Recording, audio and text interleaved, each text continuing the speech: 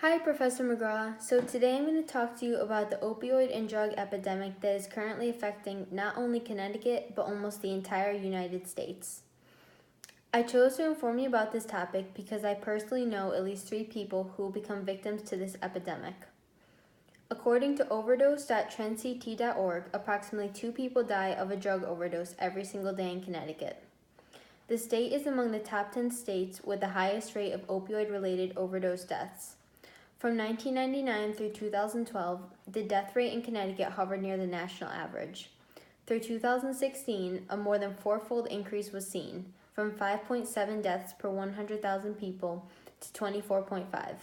The national average in 2016 was 13.3 people.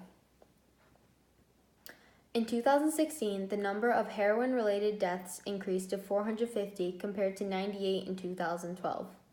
In the same period, prescription opioid-related deaths increased from 95 to 264, and deaths related to synthetic opioids, such as fentanyl, increased from 15 to 500 deaths.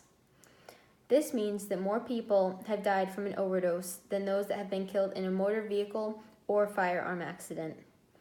These trends have continued to rise since 2013, and they have not shown any sign of slowing down.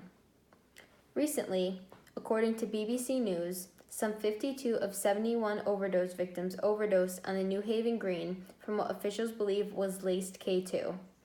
None of the victims died, but some were said to be in serious critical condition.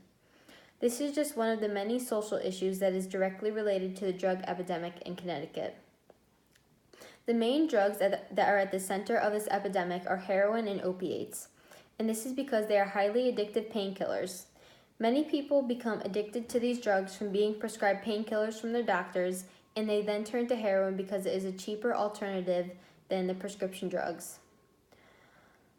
Government officials are still trying to figure out ways to stop this deadly problem from spreading, but one way that they are doing it is by limiting the amount of painkillers such as Percocet and oxycodone that doctors can prescribe.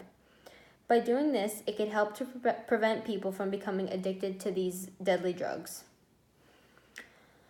This trend has been increasing, and according to Fox 61 News, there were over 1,000 overdose deaths from opiates just in the Hartford area in 2017. And to make the problem worse, much of the heroin that is being sold in the United States is being laced and cut with the drug fentanyl, which is 50 times stronger than heroin and much more potent. It is very deadly even in small doses. This is another reason why so many people are having deadly overdoses from these drugs. I really think that it is important nowadays to stress how dangerous these drugs are and to educate everyone, regardless of age, of the possible life-changing and devastating effects. The effects of using these drugs are not only addiction, but also acquiring diseases such as hepatitis C and HIV. This is because users get these diseases when they either share needles or they use an infected needle that is dirty, and they then get the bloodborne illness. Here I have a chart that shows the increase of deaths in Connecticut. As you could see, in 2012, it was around 5.7, which was near the national average. But then as the years went on, it seemed to increase. And by 2016, it was up by 24.5 people.